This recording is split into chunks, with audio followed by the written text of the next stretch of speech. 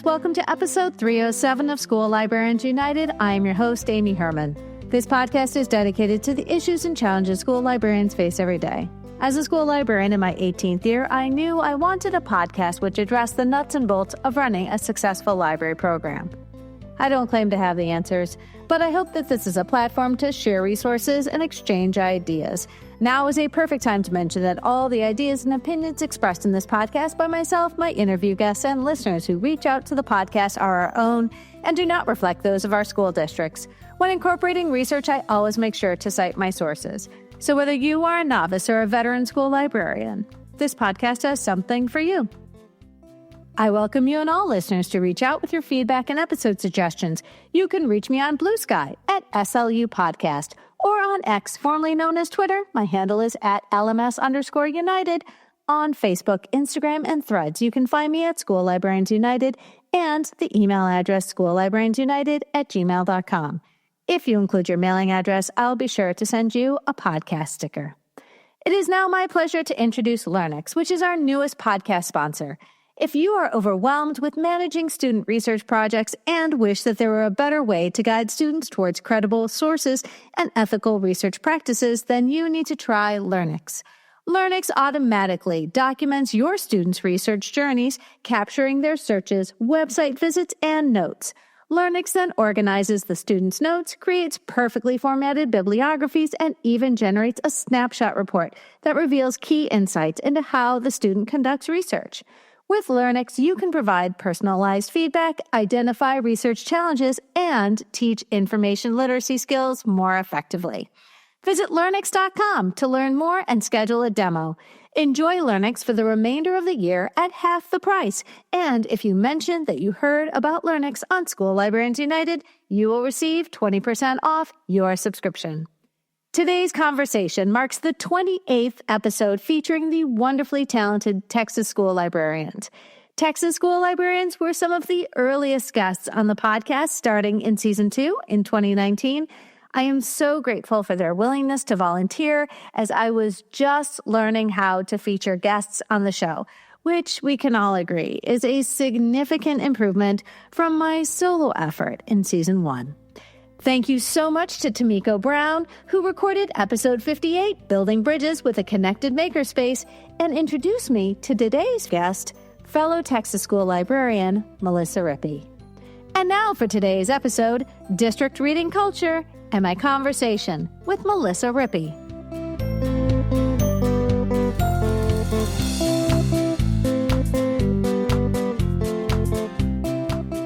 I'm so excited. Melissa Rippy, welcome to the podcast. Thank you for having me.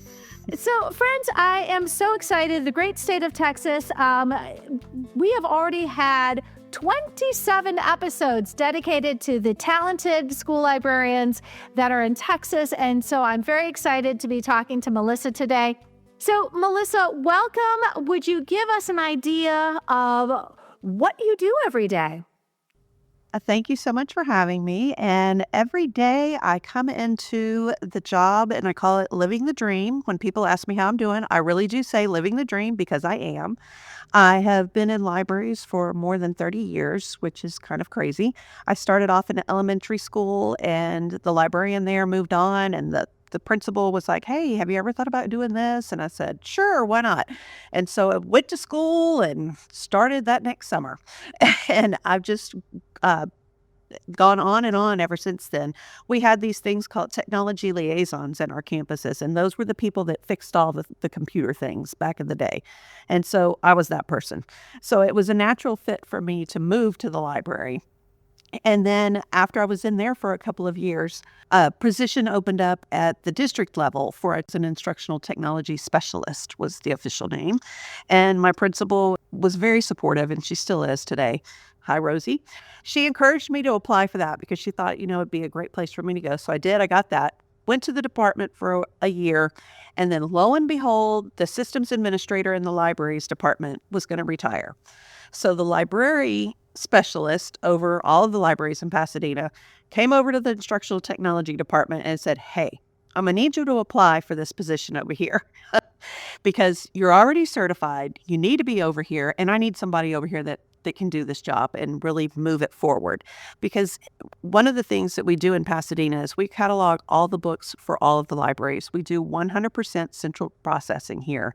And back in the day, it was a very laborious activity that happened. And so when I moved in, we kind of revamped the whole thing, and I managed to get that job. And the executive director at the time said, "I'm so glad you're here. This is great. The only thing I ask is that you just don't make me talk to a crying librarian. Don't make them cry." And I went, "Okay, I can do that."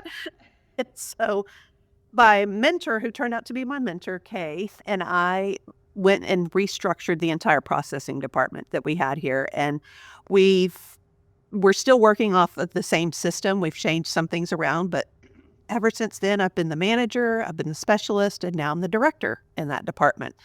So it was one of those things where you didn't know that that's what you wanted to do, and these other people kind of steered me in the right direction, and I was always open enough to just say, "Okay, I'll go try that," and it turned out to be exactly what I needed to do. So many things I want to follow up on. First of all, this has all happened. You have spent your career in the same district, correct? Yes, ma'am. I worked 1 year in another district, and that was my first year that I was teaching, and I went and taught, and I was like, this is not it, not for me, going back to grad school. So the other thing that sounds what I'm hearing, and the wonderful thing is that as you have moved, every time you have gained the trust and respect of your peers because you've done the work. And I think that's really important. I think all of us have been in a situation where some rando just shows up on the scene and starts trying to implement change. And it really is met with pushback only because they are an outsider and they have not done the work of earning the respect of their peers. And really, it sounds like you've done a lot of work. It sounds like you were recruited into the higher ranks, the echelon of Pasadena ISD. But, I want to go back to this idea of trust because you talked about crying librarians. And I know that you say that partially in jest. Yes. But I also, as somebody who has cried on the job, and I will be very forthcoming, I think there is an incredible sort of intensity that school librarians feel about what we do. And we internalize a great deal because we are charged with doing something that impacts our entire school. So when you realize the gravity of that responsibility, I will own this. I've cried at work 100%. Oh, me too. Absolutely, because we do internalize what we do. We have this charge, this responsibility, and we take it very seriously. For sure, for sure. One of the things, in Texas, you have to be a certified teacher before you can be a school librarian. And so you have that passion of being with the students and doing what's right for students every day, all day long, no matter how many times you get asked the same question over and over and over again. But when you become a librarian, it's almost like your classroom wasn't enough for you. You weren't getting all of the passion out in the classroom, and you needed to expand that. So you go to the library, and now you have an entire school that you're responsible for. It's not just the 20-something kids and their parents. It's all of the kids and all of the teachers and all of their junk. We call it the crap here. And crap is curriculum and resource ancillary products. So, I got an acronym for it. But when you're in the library, you really do have that passion for every kid in your school. And I had 784 of them my first year. And it was a lot, but at the same time, you do have that passion to just make it right for them and make it a welcoming space for them. That was always my biggest thing, because growing up, the library was not always the best place to go on campus. And I wanted kids to be excited when they came in, and that's just the environment that I tried to create for them. But yes, building the trust and doing the job is 100% of why and how I got to where I am. today. Absolutely. It sounds like really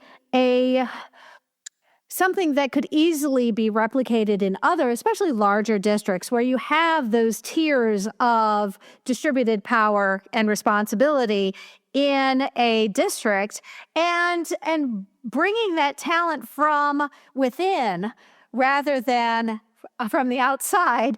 You are making a very calculated decision to grow your own talent. And I think administrators are wise to look within their own district for that kind of leadership, because you really are more likely to get the team building that you want to see when you bring up your own. When it comes to leadership on the libraries, especially because you've got a librarian who has colleagues who have learned to trust one another. Please back up and do crap again, because I do like where this is going, and I would not be surprised if listeners tuning in are going, wait a minute, back up. When do you refer to crap as crap when with this acronym? So whenever your teachers have all of their things in their room, that's all of their crap. And it's instructional materials is what it is. It's not just the book. It's all those other little pieces that come with it. And it's curriculum, resources, and ancillary product. And it's just all that stuff. It's all the transparencies back in the day. It's all the manipulatives. It's the counting beans. It's just all of it. And there's just so much of it.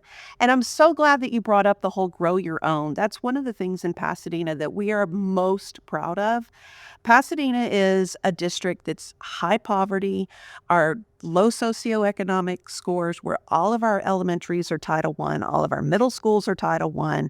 And one of the things that we do pride ourselves on is growing our own. We have a very strong Aspiring Administrators Academy that our assistant principals and peer facilitators and coaches and whatever they're calling themselves this year, because they change it all the time.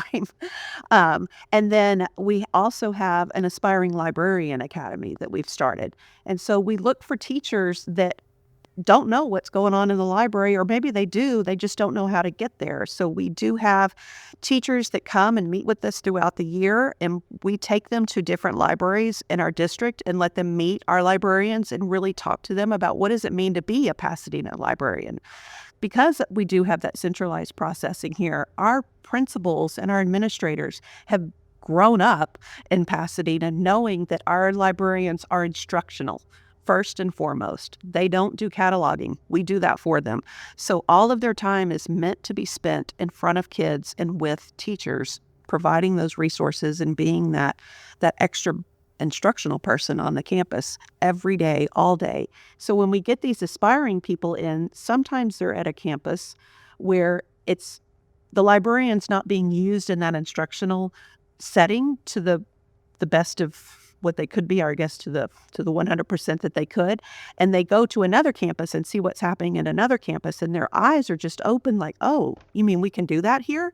Or, oh, my librarian does it different and I like this better. But it really does give them a perspective that libraries in our schools reflect the climate and culture of the campus. And that is just amazing to me that it can be so different. We have 36 elementary schools and probably 59 different ways to run an elementary school here. And we have amazing people in our schools, and our principals and assistant principals really do understand that librarians support teachers. They are not just the book checker outer. And if they are, I usually get a phone call and it's what am I going to do with this person? This is not how it needs to be. Come help me get this to where we need it to be. So we do have a very good relationship, and being a child of Pasadena, I guess is what it is, since I've been here for so long. I do have very good relationships with most of our administrators. Now, I don't know all the APs because there's a ton of them out there, but the principals, we all have a very good relationship where we can just pick up the phone and call and say, hey, I need this to happen, or I want that to happen.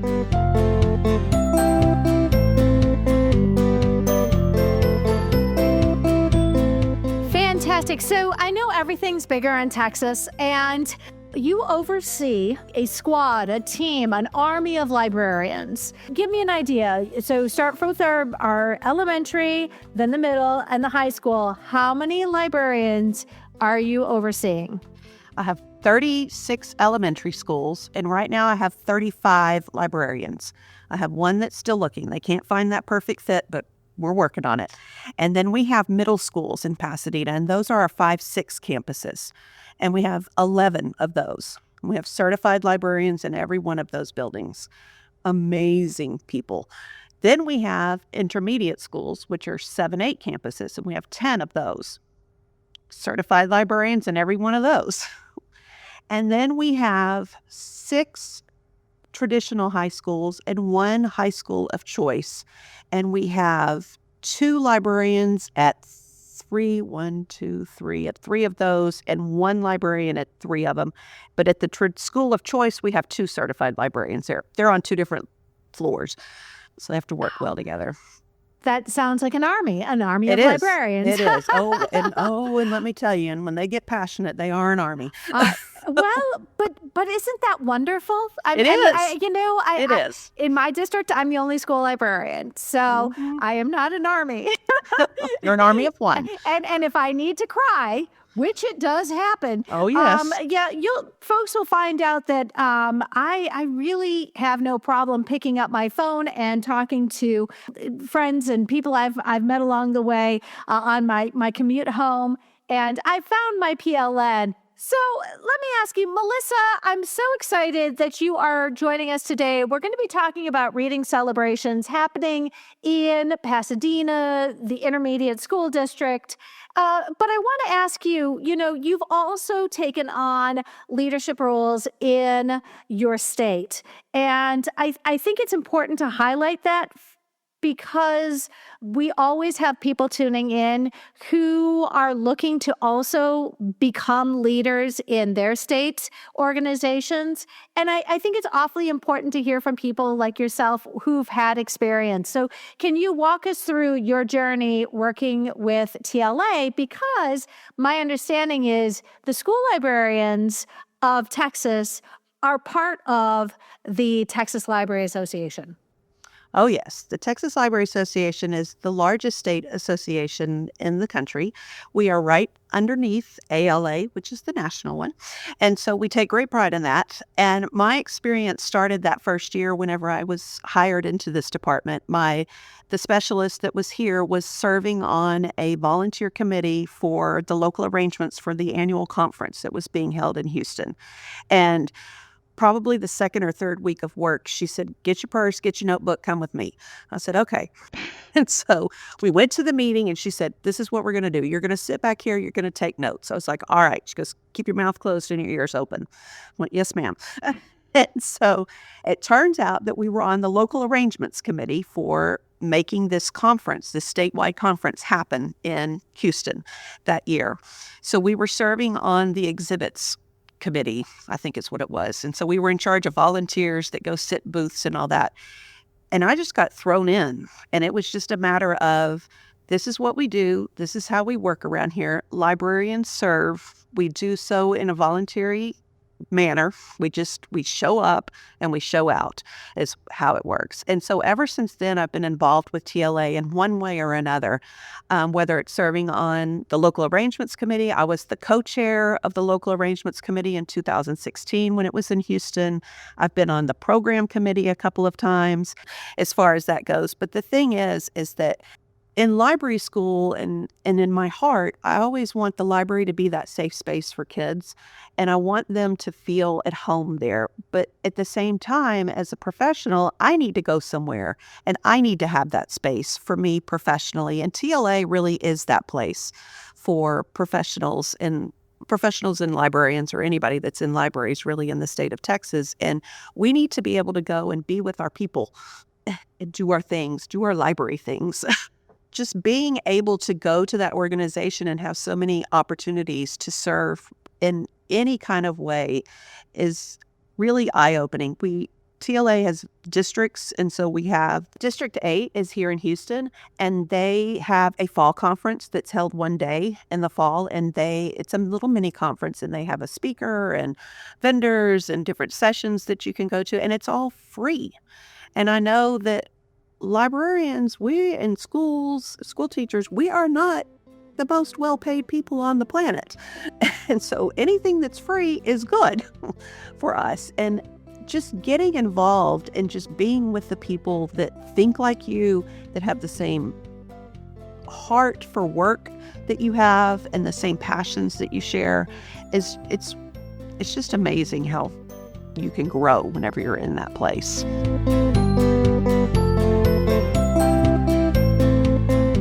It's very encouraging to hear, but I have to ask, because I have always belonged to a library organization that is distinct from the state. So in Michigan, we've changed our name a couple times, but the Michigan School Librarians are not part of the Library Association of Michigan. Let me ask you, how do the School Librarians of Texas maintain that sort of cohesive and, that unity as a profession when you are also part of a much larger, you have been enveloped, by the Texas Library Association. How do those Texas school librarians stay so united? And I wonder, everything's so big in Texas. I'm going to ask, I know this is going to come off as really rude, but it's like, how do the school librarians of Texas manage to to support one another when you are sort of enveloped in this much larger, you're like part of this much larger state organization of librarians who are librarians, but they are not necessarily school librarians? Well, within TLA, there's different divisions, and they have a public library division, a school library division, an academic, a specials. And so the school library division is where we really come together. It is a place that has a committee for everything. There's book lists, there's reading lists, there's like audiovisual award. I mean, you name it, they got it. And that's really how we stay connected. And one of the things that TLA has done is we've gone to an online platform called Engage. And so it's kind of like a little mini Facebook area kind of thing. It's only librarians that are members of TLA, so that then you can go in and you can post and ask and chat and do all the things, and as well as get professional development ideas or even online professional development from them throughout the year, not just at conference or at annual conference time. Fantastic. Well, and again, you're not the only state that's organized that way. Right. But I do think that it's one of those things you need to be mindful of when it comes to things like planning conferences and committees and representation and leadership. You want to make sure that school librarians are seen and centered. There are more of us than everybody else. Well, let's back up there. Could you clarify, when it comes to the composition of TLA, what does that breakdown look like? I do not have the exact numbers, but when you think about it, every school has a librarian and every city has a public library. There's a lot more schools in the city than there are than the one public library. So there are a lot more school librarians out there than public librarians. And sometimes the public librarians might have certain feelings about how boisterous the school librarians get. Well, it's just because there's so many of us. But we all do the same type of work, and we're all working with the same kids. I mean, our kids go to their public library, and their parents come to our schools. Well, and we really are raising the next generation of taxpayers. So I see this sort of symbiotic relationship. We really do lean on each other for a lot of different reasons, and we need each other at different times. But as school librarians, we are raising the next batch of voters who will value and vote for those millages to support those local libraries, those public libraries, and become lifelong strong supporters of their community libraries. So it goes both ways. Well, and my good friend Dorcas Hand, she calls it an ecosystem. And it really is. Libraries are an ecosystem, and we all fit in there somewhere. And we feed each other. Absolutely. Today we're talking about celebrating reading, and I'd love to know, let's talk about some of the amazing things that the Pasadena ISD does every day to build that culture of reading across your community and across your school district. You know, we can talk about these in any order, but I think especially when you've got such a big district, let's showcase some of the things that Pasadena is doing to encourage this culture of reading across all of your schools. One of the things that we did use a few years ago was we thought about, well, what if we do like reading logs? And I know there's a lot of feelings about reading logs, but we do use Beanstack as a reading log, and we use it PK-12. And we do have individual goals. We have a goal for the whole district. We run reading challenges that coincide with the grading periods. And in our schools, some schools are on 9 weeks and some schools are on 6 weeks, but it all works. Our high schools actually take the reading logs that freshmen use, and they keep their log throughout the 4 years. And so students can earn cords at graduation for reading. Yeah. And so a lot of our schools do have the drop everything and read time. Some do it consistently, some don't. I mean, I wish they all did, but they don't. But at least we're still focusing on reading for those graduation cords. And some of those kids, that's the only cord that they're going to get. And if they would have had that when I was in high school, that'd be the only one I would have gotten. I was not National Honor Society. I was not any of that. I was C student straight up all day, every day. But reading is just one of those things that our district has always focused on. And we all know that in Texas and all across the country, we all have that test, the test.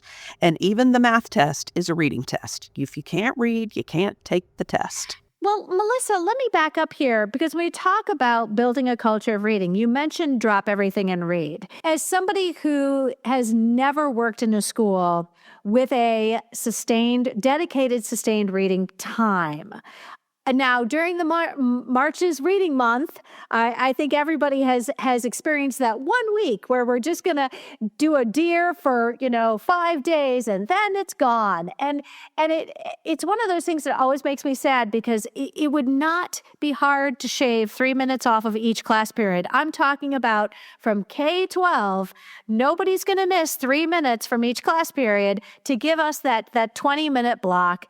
And it's so hard to start something. But boy, if you've got that deer time, you've got that drop everything and read time already in your school, fight like heck to keep it going. Because for those of us on the outside looking in, my goodness, my job would be so much easier if our school accepted that, you know what, part of our education also includes reading for 20 minutes for pleasure. Let's have that consistent message across all grade levels and across all subject matter. Yes, for pleasure and free choice. You can read anything you want. I don't care what it is. If you're reading a cereal box, read the cereal box, but you're reading. And I agree 100%. Some of it is just the sustainability of it and the management, I think, is where a lot of the sustained reading falls off. But for those campuses that are able to do that, keep it up. And if you're a classroom teacher, the best thing you can do is say, you know what? We've got 6 minutes left in the day. Take out your book. We're going to read. Can I just a little bit about the schools that have cords? For high school students, this is a big deal. Earning a cord that, and I know everybody does this a little differently, but, it's not uncommon for, at least for the schools in the United States, when our seniors graduate from high school, if they've earned some sort of distinction, they wear an extra cord, and it's a point of pride. And there are a lot of kids for whom, earning a cord becomes like the motivator for, fill in the blank, whatever it is that whether it's the National Honor Society, many clubs and organizations do what they can to be cord distinguished. But I love the idea that in some of your buildings, seniors can get a reading cord. Mm-hmm. What they do is they start their freshman year. Each campus has a system to where they keep up with their page numbers, and they keep the kids moving forward with that. And it's just that carrot that gets hung out in front of them throughout those 4 years. And some of the kids are extremely invested. And like you said, I mean, that might be the only thing that they have that's motivating them to get to graduation, is that they get that core. Hey, if that's what it takes, let's do it. I'm here all day, every day for that kid. That sounds amazing. Now I've got ideas. I've seriously got ideas. I would be curious to know what that magic sort of destination is for page numbers. And again, you're looking at a 4-year progression. So I imagine that is a fairly significant achievement at the end of 4 years.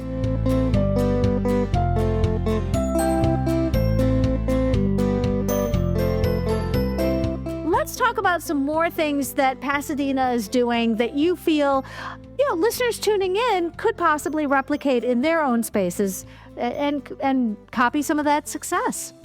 We do 2 other major things. One of them is Name That Book, which is kind of like a battle of the books. And we do 4 different lists each year, one for each building level. They're a list of, now there's 16 books. They used to be 20 books.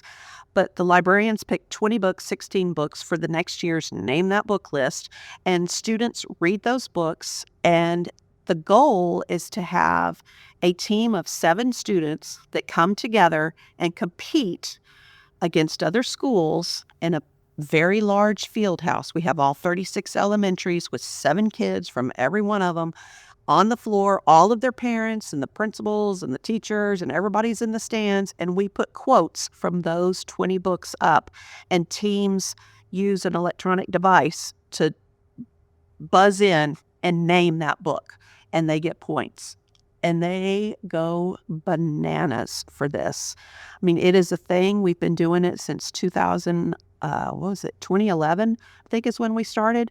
And it's grown and grown and grown. And now whenever we talk about, should we change it up, we get oh, well, we've done this for so long, maybe we need to change it. So then we go down the road of talking about how we would change it. And everybody's like, nope, we're doing it. We're doing it just the way we've been doing it. That's how we're going to do it. It's great. That's what we're doing.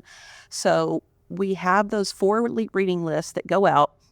We try to have them done before the end of the school year. So like right now, we're working on next year's list, because in April, we're doing it in April this year. It's either April or March this year. On a Saturday, we will have all of the schools meet. We have elementary at the field house. We do intermediate and middle school at the intermediate school across the street. And we run all 3 competitions at exactly the same time. And the high school, we wound up moving that to during the week, because so many of our high school students had jobs and UIL and sports, and there were all these reasons why they couldn't come on a Saturday. So we moved them to during the school day. But for all the other levels, we have it on a Saturday morning. They load up. I'm telling you, I have to have police security and everything, because there's so many people that are there. And we run these Name That Book competitions. And so the kids get so excited about it. The parents come with their signs and their pom-poms. And I mean, they have score sheets for them. And it's a thing. It's a lot of work, but it is a lot of fun. And those kids love it. And we now have kids that have participated in Name That Book from elementary all the way through high school. Like every year they've been on the team that gets there. And so the librarians at each campus are responsible for getting a team of 7. They only can have 7 kids participate at a time. And they do that in so many different ways. But by the time they get there, I mean, they wear their T-shirts, they face paint. Some of them have masks and capes, and they have special socks and bows. I mean, it's a thing. Well, and let me ask a couple questions here, because you mentioned lists of books, and I'm wondering, is this part of the TLA book lists, or is this specific to grade levels? Back us up, and what list of books are you working off of? Glad you asked. We don't specifically use only TLA book lists. They do try, the elementaries and middles pick something from the Texas Bluebonnet list because that list is specific to their grade level. So they usually reserve one spot for one of those books. But these are books that librarians and teachers come up with. We have a nomination form that's open year round. And so we get books that they think that they should be on the list for next year. And so they come in. We do have a Name That Book committee that's made up of 6 librarians from each level. So we have 24 of them all together. They go through the nominations and they apply our selection criteria to those books. And they apply it in a very heavy-handed way because we know that those books are going to be on a list that are published. They're out there for everybody to look at. So we want a list that's well-rounded, that represents all of our kids, but that it's not going to touch on anything that's political. We're going to stay away from that because we are trying to have fun with these kids. So forgive me, you've got 3 different competitions. The 4. elementary, I beg your pardon. Each building level. Each building level. Mm-hmm. So you do have, so you have 4 different competitions going on. Can I get just a number? How many books are in, if you can just sort of approximate, how many books are in the elementary list? If somebody wanted to replicate this, what's a reasonable number for elementary, the middle, the intermediate, and the high school? We do 16 books in each list. What? We used to do 20. Wow! But then the high schools were like, 20 is a lot. Can we knock it down to 16? Because we also do a battle of the books in March, kind of like a March Madness bracket with those books. So we needed 16 to make a good bracket. I love it. So that's fantastic. 16 books at each of these different, at each different grade level. I think that's amazing. So forgive me, when does the list get announced and when do the competitions happen? We announced the list at the competition for this year. So for the 2025 competition, we'll have the 2026 list, hopefully, ready to go. That's our goal. Okay. So it is, you basically get a calendar year. And friends, I've got to tell you, as a big fan of the TLA reading lists, and somebody who oftentimes is looking, forgive me, for a crutch when it comes to spending money, I'm going to put a link in the show notes to the TLA reading lists. There are 12 of them. Mm-hmm. And I got to tell you, they are so well researched. In the many interviews I've done with Texas school librarians, they boast about their role on these committees. Oh, it's a thing. Because it is very important. And I don't discount that. I know that this is very important. And getting to be on these committees is an honor. And so, but it's a big deal. But I will say, as a school librarian looking on the outside, looking in, I'm going to use that work, that hard work that they've put into this committee, and appreciate that when I trust the work that school librarians do. Exactly. So and if I need to spend my money, and it sometimes has to happen quickly, this is a great place to go to get some very well-researched lists that you can trust. And so, kudos to the school librarians who participate on those reading lists, because it really is an all-consuming responsibility that we can all benefit from, for sure. It really is. And getting on those reading list committees, as you mentioned, it is a thing. It's a thing. Absolutely. Absolutely. So I love this. This is a fantastic way to build reading culture across an entire school district. That's because you don't want to be the district, you don't want to be the school that doesn't participate, God forbid. Oh, yes. And sometimes we get those phone calls about well, has my team been named yet? And I'm like, I don't know. Have you talked to your librarian? But you know what? If what we're doing is encouraging a culture of reading across an entire district, who can argue with that? And so I think it really is a point of pride. You really do have to keep this going. It is. And we do have adult teams that participate. Oh, yeah. Some of these elementary, well, actually all levels. We have adult teams that participate at each level. They want to know, like, can we play too? You're like, absolutely. You're not going to play for the big trophy, but you can play along with the kids. And so we set up stations for them to play as well. So this would be like teachers from the buildings? Teachers, principals, reading coaches. Who was it? We had a PE coach one year that was in. There's a math teacher, I think, in intermediate that tried to do it one year. Well, but isn't that, I mean, yes. In much the same way that our teachers participate in the things that their students are doing, what you're doing, the message that is being sent is that teachers value what their students are doing. The students see the teachers respect the commitment that this takes, and they want to be part of this. And you see that it's pervasive. You've got people, from your littles to your bigs, and all of the adults who care about them wanting to get in on this because it celebrates reading. Well, and it's the conversations that happen between the teachers and the kids. And it's that building that relationship that's not just the authoritarian of I'm teaching you this. It's the commonality that we all have in stories and reading and seeing what's out there that we can all be a part of together. Absolutely.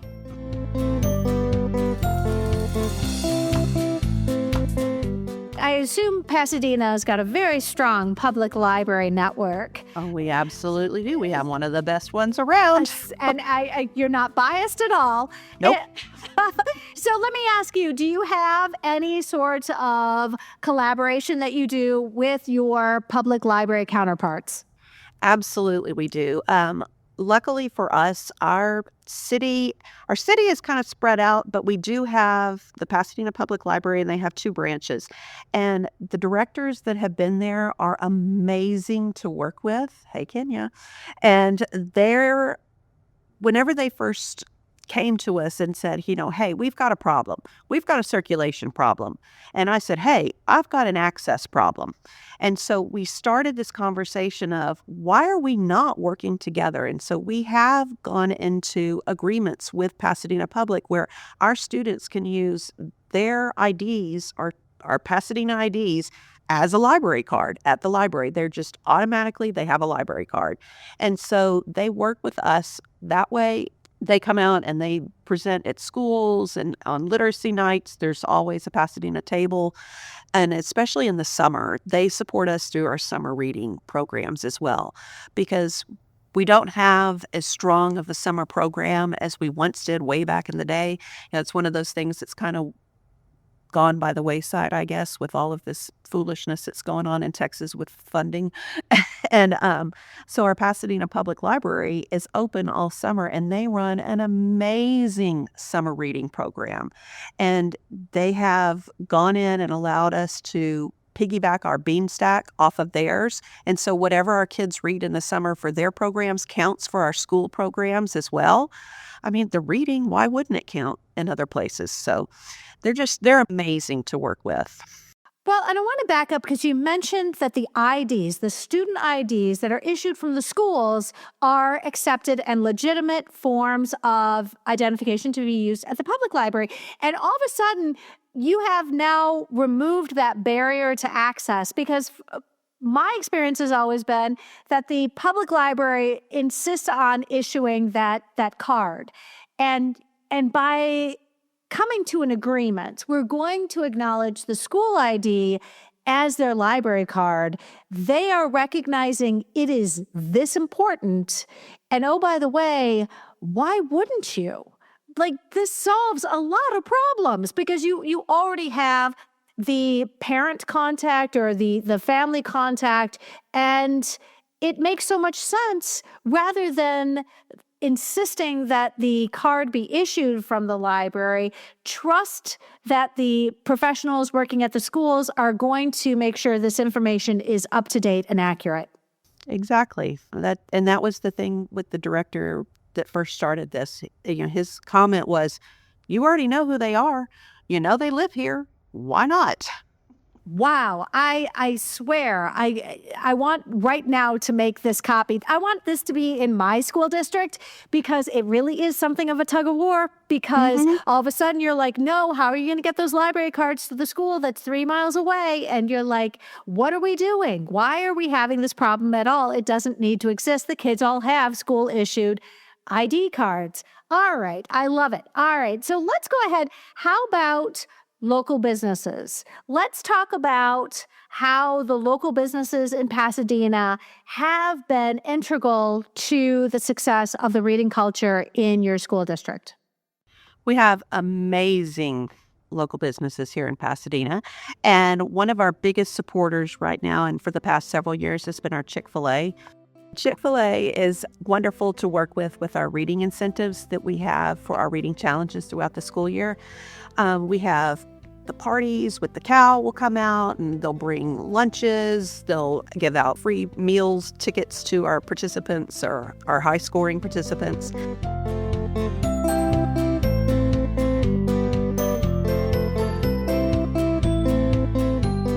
The other way that we work with other people in the area is with Blue Willow Bookshop. We have an amazing relationship with them.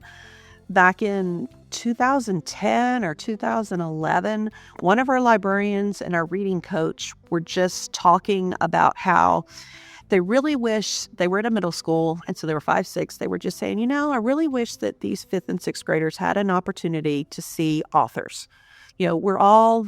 We're living in this world of schools that has no money. We can't bring in people.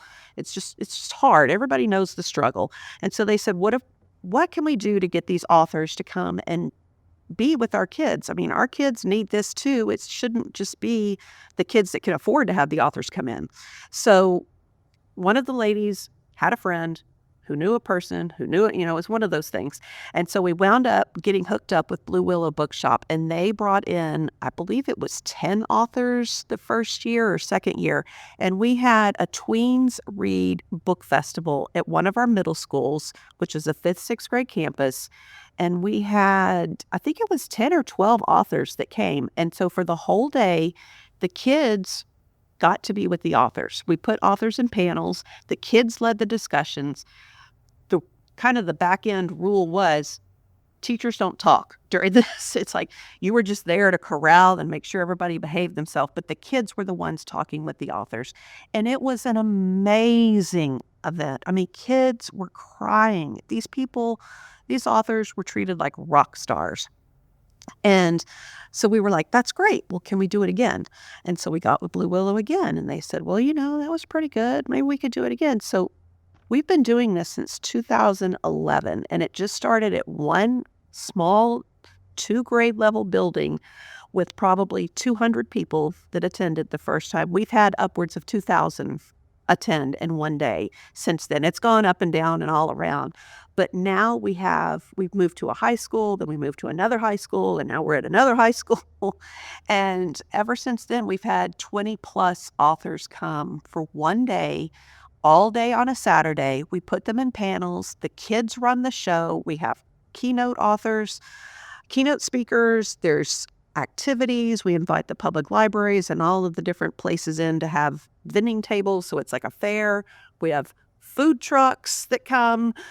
The concessions that are sold are done by the clubs that are at the campus, like the soccer club does it one year and the cheerleaders do it one year. And we use ROTC and the cheerleaders or the drill team girls to be the escort people for the authors all day. They get assigned to an author, and it's their job to get them to the right room at the right time and all those things. And it's amazing.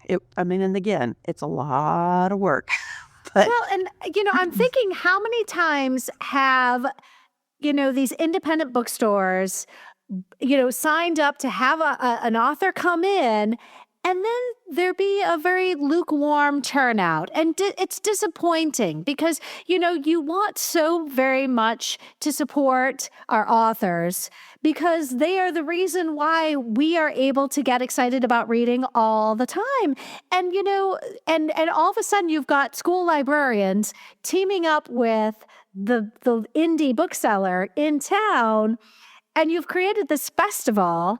And this would not be hard to replicate. It just takes time and a lot of commitment. And a lot of people. It's not just us. I mean, we have a steering committee of about 20 people, and it's made up of a lot of Pasadena librarians as well as Pearland and I'm gonna forget somebody at some point, and Alvin and Houston. So there's a lot of librarians from all around. There's U of H professors that are on it, public librarians, and so we come together throughout the year to make this festival happen. But on that day, whenever those kids show up and they cry because they're actually in front of this author that they've read about and their book changed them so much. And I mean, there's something every year that just pulls at your heart about some story that some kid has at the thing. And and the authors do the signings at the end of the day. That's the other, I mean, it's like a 3-ring circus, but it's worth it. Can you just clarify what is the age of these? It's called the Tween Reads Book Festival, but is there a sort of window of reading level, or are these authors from picture books to chapter books to middle grade? What are we looking at? We really target like 5th through 8th. So really that middle section, those tweens. And some people say, well, I have a 4th grader. I'm like, yes, bring your 4th grader if those are the books that they want to read. But that's the area that we go for. Because also in our greater Houston area, we have the Bookworm Festival. And actually that's this Saturday. And that's for the littles. And that's completely bilingual now too. They do all English and Spanish for that one. And then we also do a teen book con in this area. I'm not on that one. Some other schools, we can't do it all. So we really do hit all 3 areas. We are going to put links to all of these festivals in the show notes, because truly that is something which other, communities could replicate by learning from your example. I love it.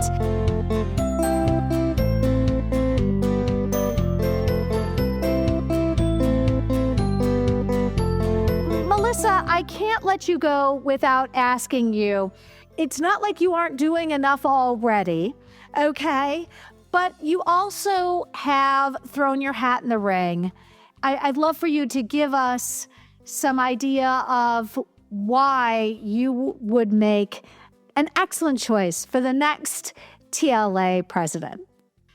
Well, I have been involved in TLA for so long, and I've grown so much from the people that I've met there, and the friendships that I have are dear to my heart. Some of the best people on this planet are librarians, as you all know, because you are librarians.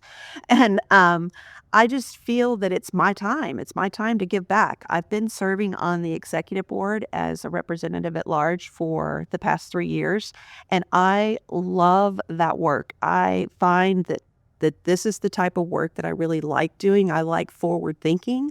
I like taking things that are in place and tweaking them maybe just a little bit to make it even better, to reach a larger audience. And it's my passion. It's my passion to bring people together. It's my passion to promote libraries and all that libraries have to offer for everyone, and not just school libraries. I'm talking all of them. We all do the core work of being a library and a librarian, and that has not changed since before Christ times. I mean, we have information, we want to share information, and we want to do so equally for everyone. And that's just the bottom line, is that it's there for we need to be open for everybody. We need to have access for everyone. And here in Texas and across the nation, things are different here. It's not like it used to be, and that's okay. Times change and we can handle it. And I just feel that we have to continue to fight for access for our kids and access for our patrons and our adults, our big kids, our little kids, all the kids. And it's my time. I mean, I've learned so much, and it's my time to give back. As president of TLA, what are some things that you absolutely want to make a priority? I would make equitable access a priority. I would also like to have just an openness at the state level for all librarians to feel welcome. We have so many different pockets of people, and there's all these little pockets of people don't always feel like they are welcome. And it burns me up because we're all people, we're all trying to do the same thing, and we need to have each other to lean on. I do believe in the power of people. I believe in the core work of librarians, and I just truly, truly believe that we are all better together, and we just don't need to be separated. We just need to be together, and we need to come together to figure out how we're going to get through a lot of this mess that a lot of us are in.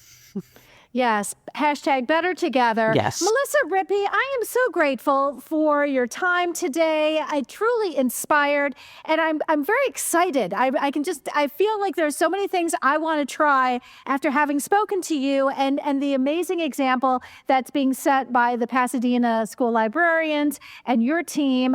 And I wish you the best of luck in this election. Would you let listeners know, how can we find you if we want to follow you on your preferred social media platform? Absolutely. And thank you for having me today. It's been exciting. I've reignited my little passion here too. And I am on Twitter or X or whatever they're calling themselves this year. And I am at Melissa Rippy. Kept it very simple. Well, and sometimes that we all appreciate that we don't need to get all, let's not overcomplicate anything, right? Let's be obvious. Just go with the obvious. Friends, I'm so grateful. Melissa, I wish you a wonderful 2025, and I hope the best for you moving forward. Thank you so much for this opportunity. I appreciate it. It's been a pleasure.